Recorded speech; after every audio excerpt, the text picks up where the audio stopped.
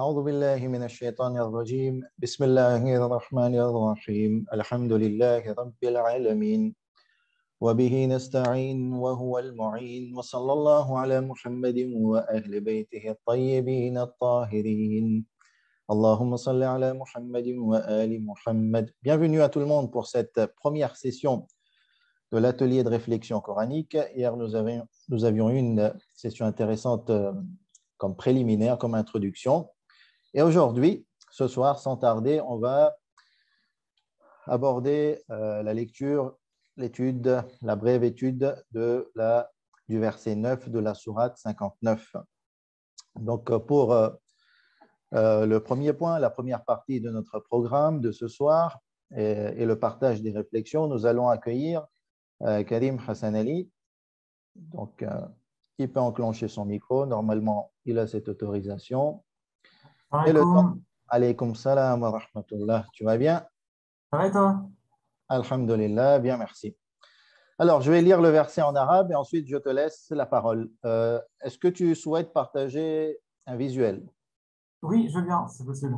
Ok, ben je termine la lecture du premier verset, et ensuite je te laisse partager ton PowerPoint. Ok. أعوذ بالله من الشيطان الرجيم بسم الله الرحمن الرحيم والذين تبوأوا الدار والإيمان من قبلهم يحبون من هاجر إليهم ولا يجدون في صدورهم حاجة مما أوتوا ويؤثرون على أنفسهم ولو كان بهم خصاصة ومن يوق شح نفسه فأولئك هم المفلحون. On maintient l'importance de ne pas se détacher du texte arabe et je te laisse maintenant partager ton visuel. Très bien. Alors, aujourd'hui, nous allons parler du verset numéro 9 de la sourate 59, la sourate Al-Ashra. Alors, juste un petit préambule, enfin, on va faire quelques petits rappels d'histoire. Cette sourate, en fait, sa traduction, c'est l'Exode. Faut savoir qu'elle parle de l'expulsion en fait des Juifs de la ville de Madina par le prophète parce qu'ils ont comploté plusieurs fois pour l'assassiner. Donc à partir de là, il y a eu cette sourate et donc moi je l'ai lu en entière pour voir un peu de quoi ça parlait. Donc j'ai fait un petit découpage pour pouvoir situer le verset qu'on va traiter tout à l'heure.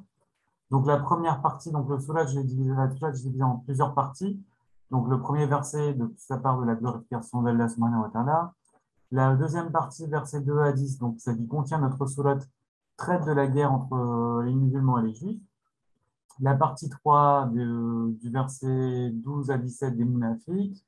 La partie 4, 18-19 sont des leçons de vie, 20 et 21 miracles du Coran, et les trois derniers versets, versets 22, 23, 24, ce sont des Isma Azam, enfin, ce sont des noms d'Allah en fait, qu'on récite régulièrement pour l'acceptation des doigts. Alors, les versets, donc nous on va traiter le verset 9, mais pour comprendre le verset 9, c'est bien de voir ce qui s'est passé juste avant. Donc les versets 7 et 8 parlent des butins qu'ont récupéré les musulmans, butins de guerre qu'ils ont récupérés sans combat. Donc ces deux versets-là traitent de la répartition des butins sans donner des proportions. Donc le verset 7 parle de la répartition, de l'attribution du butin à une partie à Allah subhanahu wa ta'ala, une partie aux prophètes, à ses proches, aux orphelins, aux pauvres, aux voyageurs en détresse. Et donc, dans la verset 8, vous voyez que dans la verset 7, on ne parle pas du tout des compagnons. C'est un peu bizarre. Donc bon, cette partie, donc les compagnons sont traités séparément. Dans la verset 8, on parle des muhajirun. Et on atterrit à notre verset à nous, verset 9, qui parle des autres compagnons. Donc, je vous ai mis trois traductions, en fait, de ce verset-là, parce que je trouve qu'il y a certaines choses qui changent. Donc, la version la plus courante, celle de Hamidullah révisée, je vais vous la lire. Donc, il se réfère au butin. D'accord? Donc, il commence par le butin. Il appartient également à ceux qui, avant eux, sont installés dans les pays et dans la foi, qui aiment ceux qui émigrent vers eux et ne ressentent dans leur cœur aucune envie pour ce que ces immigrés ont reçu, et qui les préfèrent à eux-mêmes, même s'il y a pénurie chez eux. Quiconque se prémunit contre sa propre avarice, ceux-là sont ceux qui réussissent. Donc là, ça, c'est la première traduction, je trouve que c'est la plus courante. La deuxième traduction, celle que j'ai préférée parce qu'on voit bien le côté historique et la localisation. Les Ansar, donc vous voyez, il n'en parle plus de butin, hein, déjà il y a une différence. Les Ansar qui sont installés à Médine, qui y ont demeuré et dont la foi était sincère avant même l'installation des immigrés dans cette cité, aiment les musulmans qui émigrent vers eux et ils n'éprouvent aucune jalousie pour le butin que les immigrés ont reçu. Ils préfèrent les émigrés à eux-mêmes, même s'ils sont dans le besoin. Quiconque se préserve par la grâce d'Allah contre sa propre avarice gagnera tout ce qu'il aime.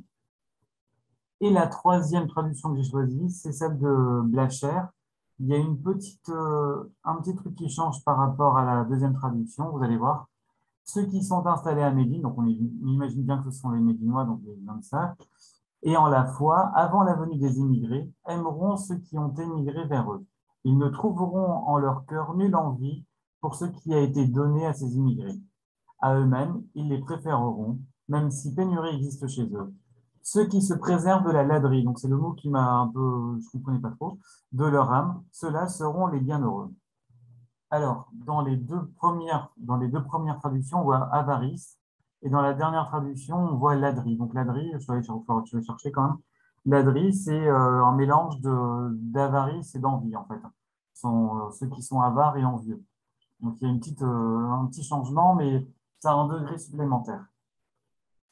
Alors, donc, j'ai retenu, moi, ma deuxième traduction, celle que je préférais, où j'étais plus à l'aise. Hop. Donc, j'ai regardé un peu plus en détail. Donc, les Ansar qui sont installés à Médine, qui ont demeuré, dont la foi était sincère, avant même l'installation des immigrés dans cette cité. Alors là, on voit bien le mot est cité, hein, c'est les Ansar. Les Ansar sont qui? Ce sont les habitants de Médina, donc majoritairement les deux tribus, les Bani Haus et les Bani Khazraj. Ce sont ceux qui ont accueilli le prophète lors de l'hégire. Moi, ce que je retiens de cette première partie du verset, c'est que une affirmation de la sincérité, de la foi des Ansar. Ceux-là, quand bien même le prophète n'était pas là, ils étaient déjà attachés à l'islam, même si avant l'hégire en fait, et même avant l'arrivée des autres musulmans. C'est pas l'effet de masse qu'ils font, ils sont vraiment déjà monothéistes en soi. Il faut savoir que Medina à l'époque, c'était une toute petite oasis avec quelques tribus plutôt monothéistes, avec des juifs à côté, enfin des juifs à côté, et ces deux tribus-là, et quelques autres tribus aussi.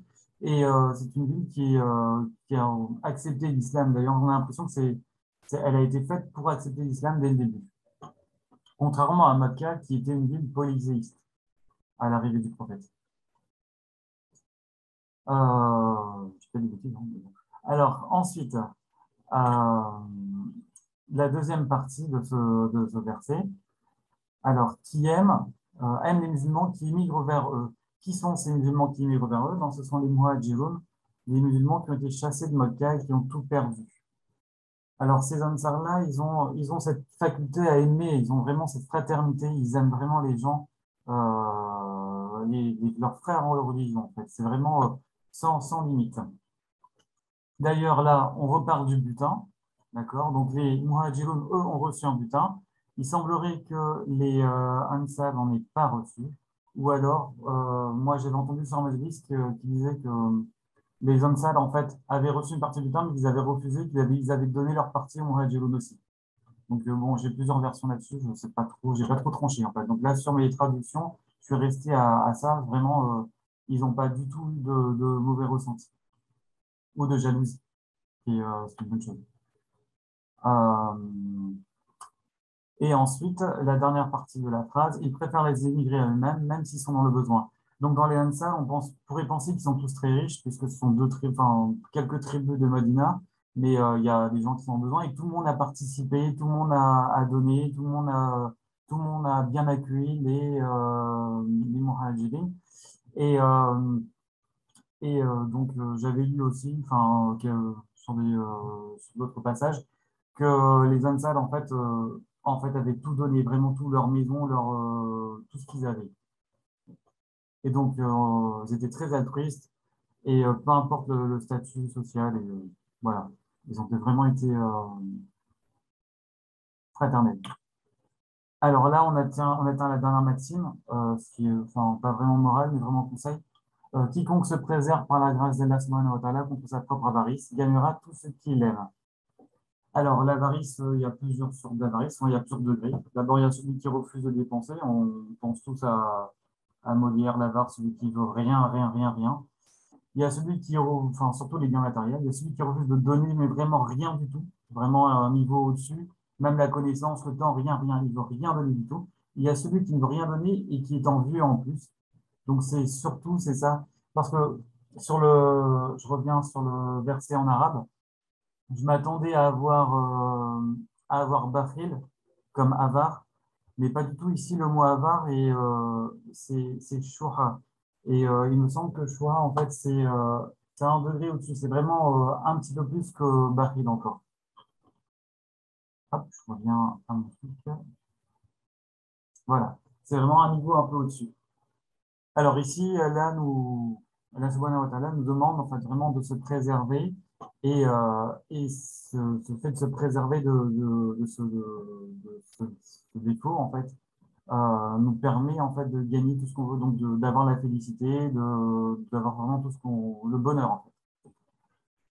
Alors, j'ai trouvé ce verset-là en fait, cette ayat-là dans le Coran qui parlait justement de l'avarice. Donc, du châtiment, en fait, là, j'en ai trouvé un qui parlait du châtiment, donc ce qu'on a pour ceux qui seront avares. Et j'ai trouvé aussi autre chose, c'était des limites à l'avarice. Pardon, des limites au fait d'être altruiste. C'est un peu bizarre, mais là, nous met en fait en garde de ne pas être trop, de ne pas trop donner trop généreux, en fait, dans ce qu'on fait, sous peine d'être, j'ai envie de dire, voilà, on sera un peu naïf en fait de trop, trop, trop donner. Donc, qui, lorsqu'il dépense, ne sont ni prodigue ni avare, mais se tiennent au juste milieu. Donc, il faut vraiment garder ce juste milieu. Ne porte pas ta main enchaînée à ton cou par avarice et ne l'étends pas non plus trop largement, sinon tu te trouveras blâmé et chagriné. Chagriné, on comprend tous. Donc, pour moi, les thèmes abordés, ben, c'est l'altruisme, la bonté, la générosité par ce qu'ont fait les Ansar. Mais la dernière maxime m'envoie vraiment vers le contrôle de ma nafs, enfin de la nafs, d'accord, euh, pour se préserver avant tout. Et donc, cette contrôle de cette nafs, comment la faire? Ben, il y a plusieurs façons de le faire. Se souvenir de son créateur, le fait de faire des éclats souvent, le fait de vraiment rester dans le mood, j'ai envie de dire. Le fait de rester concentré et actif, ne pas être oisif, rester à ne rien faire, parce que souvent, c'est ceux qui ne font rien qui sont les plus indicatifs, enfin, les plus méchants. Et pouvoir, même si des fois, faire des introspections et un peu de méditation, pour revenir sur ce qu'on a fait, pour pouvoir se corriger au fur et à mesure. Évidemment, tout ne se fait pas dans un seul sens. J'ai retenu pour la fin une petite citation de l'imam Ali qui me dit celui qui lutte contre lui-même, même pour obéir à Dieu, aux yeux de Dieu, son rang est celui d'un pieux martyr. Alors, juste là-dessus, donc c'est vraiment celui qui fait l'effort de lutter. C'est pas parce qu'il réussit à lutter contre lui-même qu'il n'a pas le statut de martyr, mais vraiment le fait de faire l'action. Voilà, c'est à peu près tout ce que j'avais à dire en tout cas là-dessus. Il n'y avait pas grand-chose. Je pense que tu as dit déjà pas mal de choses, hein, et tu as ouvert la porte à pas mal de concepts qui sont abordés dans ce J'ai pas, merveilleux verset. j'ai pas forcément abordé ce que disait l'imam Khomeini en fait dans ses livres sur le djihad akbar et dans les 40 hadiths, mais bon, je voulais pas trop être trop long. J'ai l'impression que je fais just. Ouais, c'est bon. Tu as bien occupé le temps qui t'était réparti. Bon, bah voilà, en espérant que c'est possible. Super. Je te laisse Je te remettre. remercie beaucoup pour le travail que tu as Moi, fourni et que tu as réussi à donner une explication détaillée en un temps concis. Donc, merci à toi. Jazakallah khaira. Et je reprends la main. vas-y. Alors, pour le temps qu'il me reste, je vais enchaîner avec des éléments qui sont peut-être communs avec la présentation de Karim. Et je vais rappeler quelques éléments contextuels. Donc, entre le début de la prophétie et le décès du prophète, il y a à peu près un petit peu plus de 23 ans, un peu moins de 24 ans. Donc, le début de la prophétie, c'est 13 ans avant l'Hégire. Parmi les dates que j'ai ramenées ici concernant notre présentation, après les 3 ans du boycott et de l'embargo et de l'expulsion des musulmans à Shibr Abi Talib, dans une vallée qui était appelée Shibr Abi Talib, les musulmans ont vécu une difficulté énorme. Ils mouraient de faim.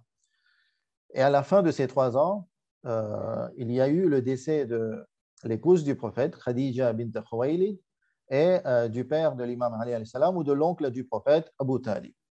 Et là, le prophète s'est retrouvé dans une situation extrêmement délicate parce que ses deux principaux soutiens, finalement, ont quitté ce monde. Il était boycotté malgré la libération du boycott du Shibr Abi Talib, mais les Mécois l'avaient marginalisé. Il n'a pas trouvé de l'aide à Taïf et il était dans le désarroi jusqu'à ce que des personnes de Médine se pointent à la Mecque pour la période du pèlerinage. Et là, un groupe de 5 personnes, on retrouve dans ce groupe des 5 personnes, Abdullah ibn Jabir, Jabir ibn Abdullah al-Ansari, pardon. Et ce groupe de 5 personnes rencontre le prophète. Ils sont séduits par le discours coranique et prophétique et lui prêtent allégeance. Donc, c'est la première allégeance de Aqaba, Bay'atul Aqaba al-Oula. Et Aqaba, c'est un endroit qui se trouve à Mina. Et d'ailleurs, selon certains récits, une mosquée qui est actuellement présente à Mina marque l'endroit où il y a eu ces deux allégeances, l'allégeance de l'Aqaba. Donc, cette allégeance a eu lieu en 12, en l'an 12 après le début de la prophétie, c'est-à-dire un an avant l'Hégire. Et l'année d'après, juste un peu avant l'Hégire, un groupe de 70 personnes de Médine sont venus à la Mecque et ont prêté allégeance au prophète. Et cette allégeance était beaucoup plus forte puisqu'il s'était engagé à défendre le prophète en tout cas et en toute situation, même en cas de guerre contre les ennemis du prophète. Et ces Médinois, lorsqu'ils sont rentrés à Médine, ont préparé le terrain pour accueillir le prophète qui lui avait vu sa vie menacée à la Mecque par les siens et a dû fuir la Mecque de nuit. On connaît très bien ce récit. Donc, le prophète s'installe à Médine et ensuite, lors de la deuxième année, il y a la bataille de Badr. Lors de la troisième année, il y a la bataille de Uhud. Et pendant ce temps-là, les tribus juives qui s'étaient établies à Médine depuis des centaines d'années étaient en bons termes avec les musulmans. Donc, dès le départ, dès l'Hégire, les Juifs avaient pactisé avec les musulmans, avec les Médinois, et avaient un pacte de bonne entente, de sécurité. L'un ne devait pas agresser l'autre. Tout s'était relativement bien passé, sauf que une des tribus, pas toutes les tribus, une des tribus juives, les Bani Nadir, ont rompu ce pacte et ont comploté contre la vie du prophète dans une situation bien précise que je vais éviter de vous la citer pour aller plus vite. Donc, à cause de ce conflit, à cause de ce complot, le prophète décida d'assiéger les Bani Nadir et où il s'était établi. Et au bout de 23 jours de siège, il y a eu un accord. Le prophète a laissé la vie sauve aux Bani Nadir qui pouvaient s'enfuir vers Cham, vers la Syrie actuelle. Et c'est ce qui s'est passé. Donc, tous les Juifs ont dû quitter et fuir Médine et ils ont laissé tous leurs biens. C'est là que vient la question du partage du butin sans combat que Karim nous a bien expliqué. Et ensuite, il y a eu la conquête de la Mecque en 8 de l'Hégire, un petit peu plus de 2 ans avant le décès du prophète. Donc, ce qui nous importe ici, c'est de se rappeler que le siège et l'expulsion des Bani Nadir est l'objet contextuel de l'étude de notre verset, le verset 9 de la sourate 59. Ici, on voit les ruines, enfin, il est dit que ce sont les ruines des Bani Nadir à Médine. Alors, on va rapidement décortiquer le verset en arabe. Et ce qui est intéressant de savoir, c'est que le premier terme, wa, walladhina tabawwa'u ad-dara wal iman, le wa, il y a débat concernant ce terme-là, donc qui a été traduit par or, par glotton. Ici, j'ai ramené la traduction de glotton. Or, alladhina tabawwa'u ad-dar, ceux qui avant eux, avant qui? Avant les émigrés, avant les muhajirines. Donc les émigrés sont ceux qui ont dû quitter la Mecque, fuir la Mecque parce que leur vie ou leurs biens étaient menacés et donc ils s'étaient fait marginaliser par les Mécois et ils ont dû fuir leur ville natale pour s'installer avec le prophète à Médine. Et donc ceux-là, on les appelle les muhajirin, les muhajiroun, ou l'individuel c'est muhajir. Donc ceux qui avant les muhajirines se sont établis dans le pays, dans la ville, wal iman, et dans la foi, d'accord, min qablihim, avant eux. Ensuite, yuhibbuna man hajara ilayhim, aiment ceux qui ont émigré avant eux. Ensuite, wala yajiduna fi sudurihim hajatan mimma utu, ils ne ressentent aucune envie dans le siège de leur souffle, dans leur poitrine, devant ce que ceux-là reçoivent. Ceux-là, ce sont les muhajiroun. وَيُؤْثِرُونَ عَلَى أَنفُسِهِمْ وَلَوْ كَانَ بِهِمْ خَصَاصَةٌ, les préférant à eux-mêmes. C'est magnifique, hein, le terme est utilisé, يُؤْثِرُونَ عَلَى أَنفُسِهِمْ, c'est-à-dire les Médinois, les Ansar, préfèrent les muhajirines à eux-mêmes, même si eux aussi étaient en condition de pauvreté. Et enfin, la fin du verset, c'est la règle générale, je dirais, وَمَنْ يُوقَ شُحَّ نَفْسِهِ فَأُولَٰئِكَ هُمُ الْمُفْلِحُونَ, et prospèrent ceux qui prennent garde à la mesquinerie de leurs âmes. Alors, moi, je pense fortement à l'intérieur de moi-même que ce verset et les autres versets qui donnent ce sens, ce type de verset, c'est l'ingrédient général de la réussite de la société musulmane dans ses premiers temps. C'est la réussite du prophète. Je trouve que toutes les analyses qui omettent ce type de verset, ce sont des analyses fausses concernant la réussite de l'islam et l'expansion extra rapide des musulmans à travers le monde et surtout au Moyen-Orient et en Asie et aussi vers l'Afrique. Je trouve que l'amour, la solidarité, le profond respect, le sens du sacrifice qui est marqué dans ce verset et qui existait chez les premiers musulmans, ben, ce sont ces concepts, ce sont ces attributs, ce sont ces caractères qui ont fondé on va dire la base de l'islam et la base de la société islamique. Donc, on va faire part de quelques divergences, quelques subtilités qui nous ont été citées par les exégètes. Donc moi, j'en ai consulté 4 pour ce verset. Al-Mizan de Allama Tabatabai, Nimoune de Sheikh Makarim, Tafsir min Wahyi al-Qur'an de Fadlullah, Yamin Huda al-Qur'an de Sayyid Mudarrisi. Il y a un 5e aussi que j'ai rapidement lu, c'est Al-Furqan de Sheikh Sadiq Tahran. Et donc, on retrouve, concernant le début de ce verset, 2 lectures. La première lecture, c'est que le verset 9 est la suite du verset 8. C'est-à-dire que lorsqu'il y a eu ce butin qui a été accaparé par les musulmans et qu'ils ont accaparé sans combat, la question du partage s'est posée. Et donc, il y a eu débat. Et le verset, donc le verset 6, 7 et 8, nous donne des éléments très clairs. Qui sont les personnes, qui sont les groupes qui vont recevoir une partie de ce butin. Et là, selon Allama Tabatabai et Sheikh Makarem, les Ansar font partie donc de ceux qui vont recevoir ce butin, puisque le verset 9 est la suite du verset précédent. En revanche, d'autres exégètes disent que non. Ici, c'est une nouvelle phrase.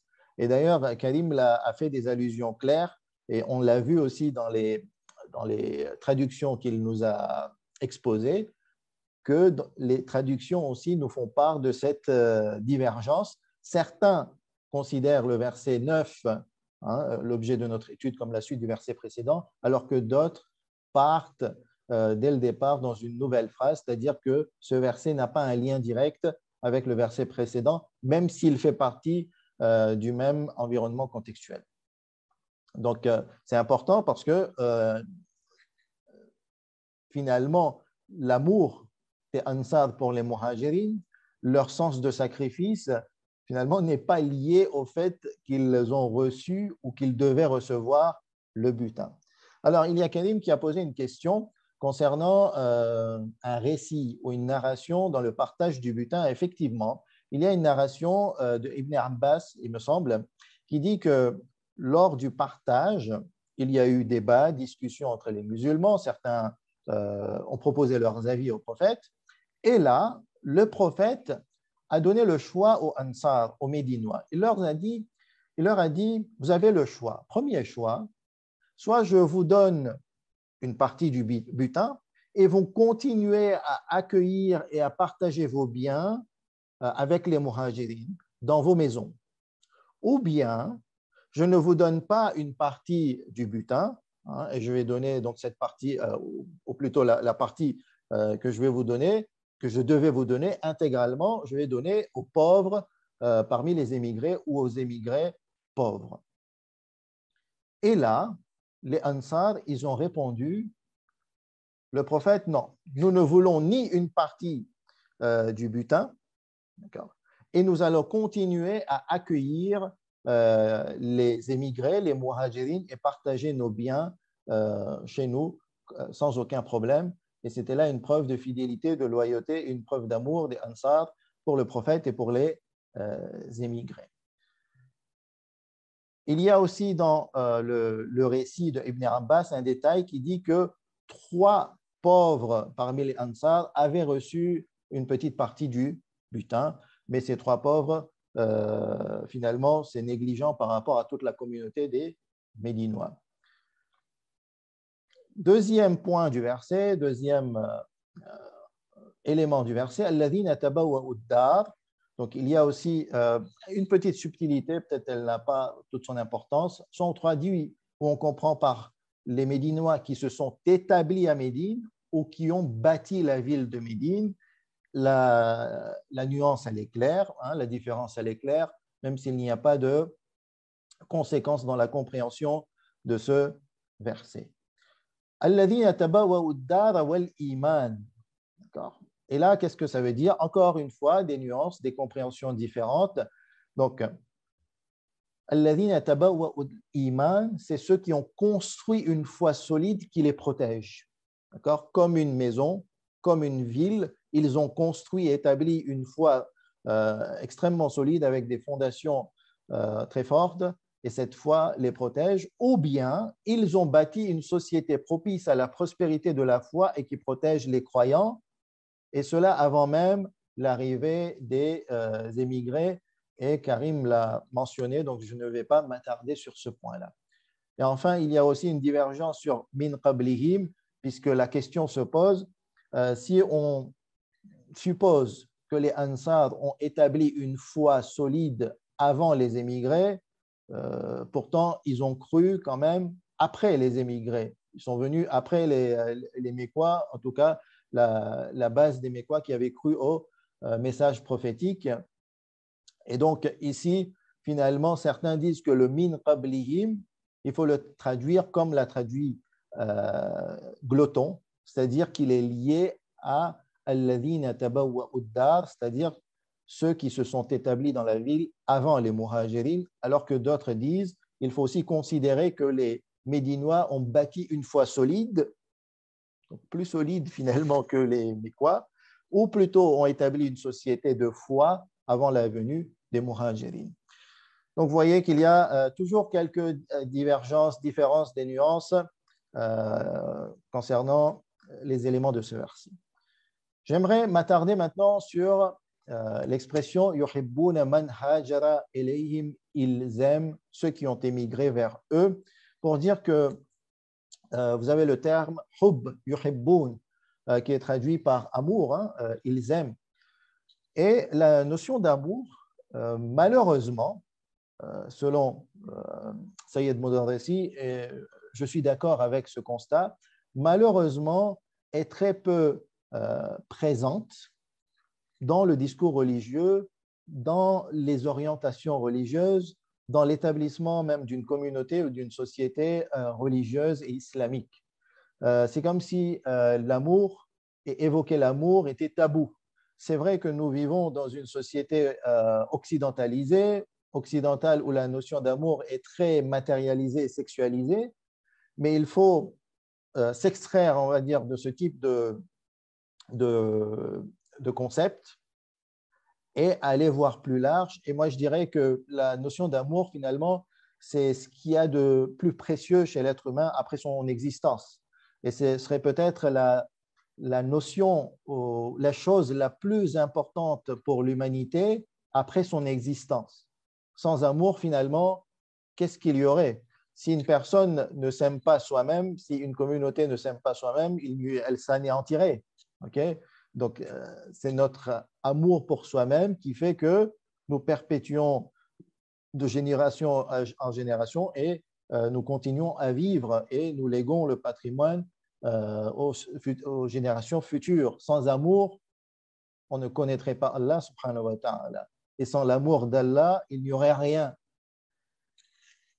Tout le monde comprend, après avoir ressenti l'amour pour les membres de sa famille, et sans amour entre les membres d'une famille, c'est extrêmement compliqué de vivre.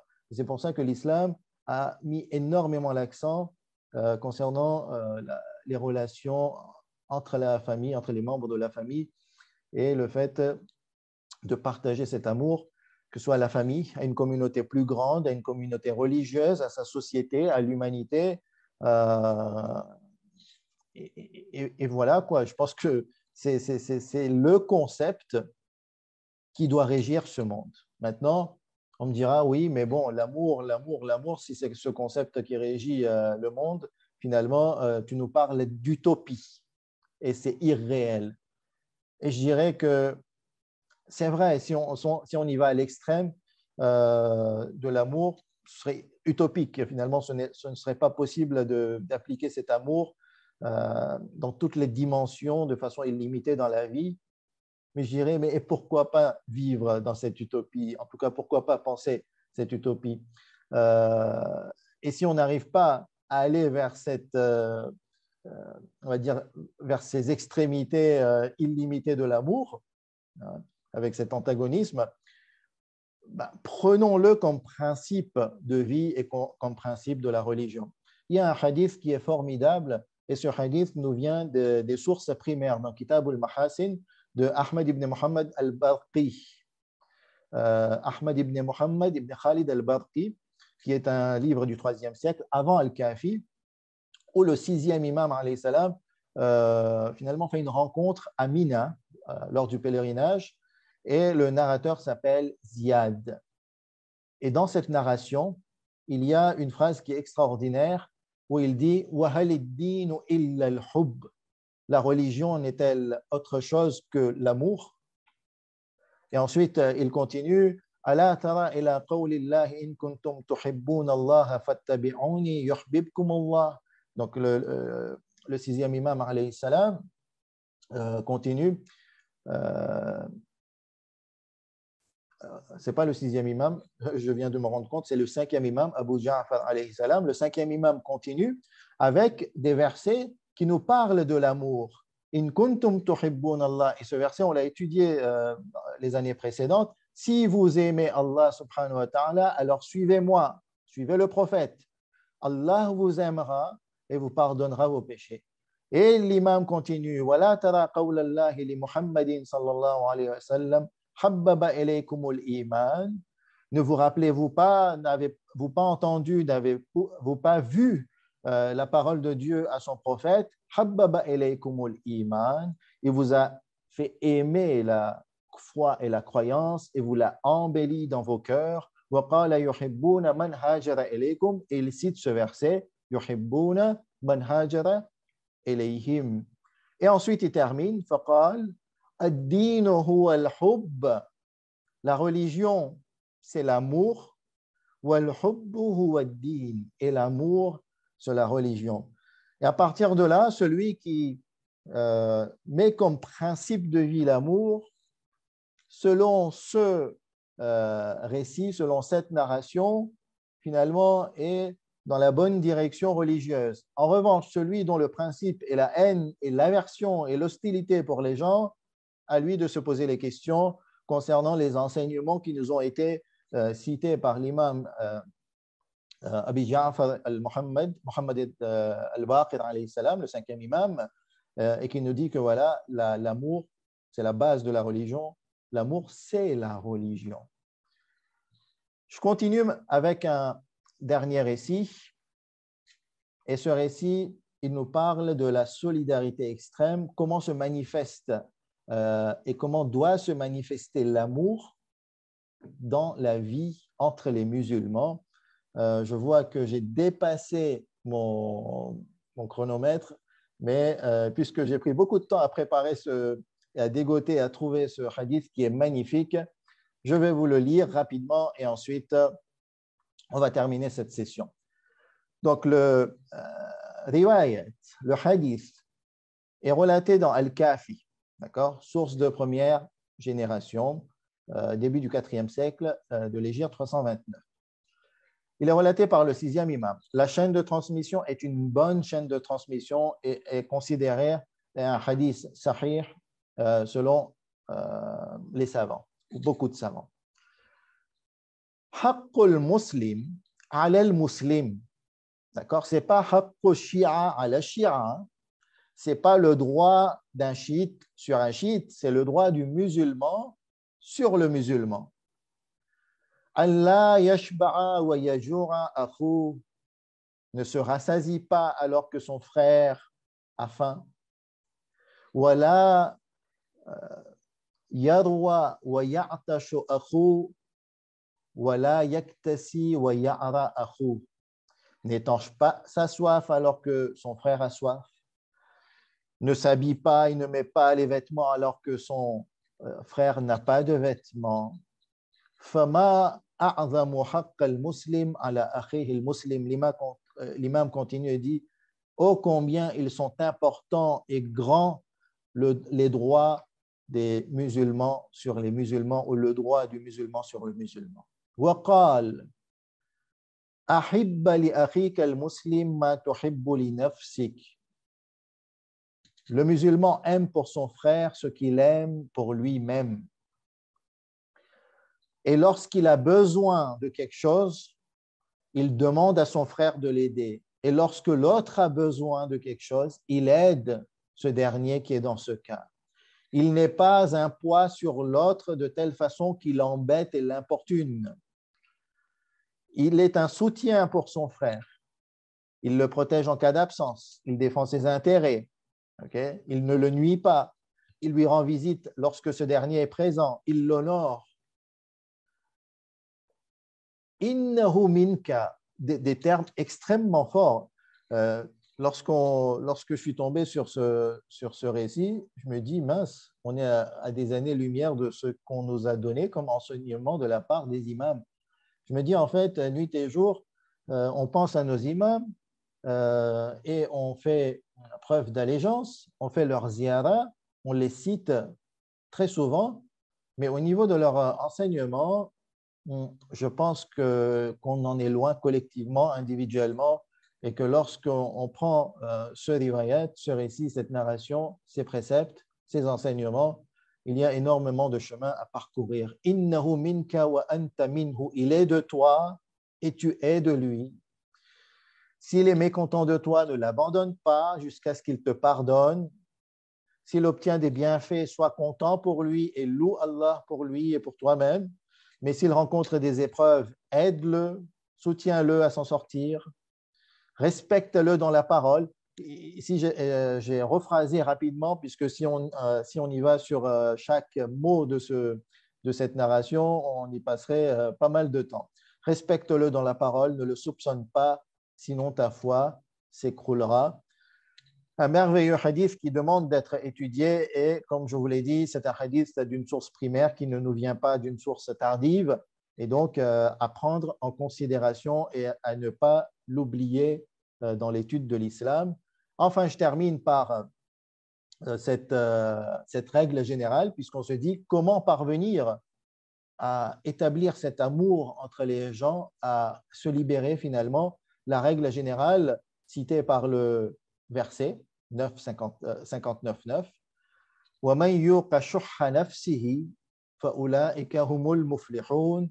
Plusieurs traductions, ceux qui préservent leur âme de l'avarice, ceux-là obtiendront le succès de leur vie en ce bas monde. Ceux qui se préservent de la ladrerie de leur âme, et je trouve que Karim a bien fait la différence entre l'avarice simple et l'avarice sordide, extrêmement ancrée dans le cœur et qui est accompagnée d'avidité.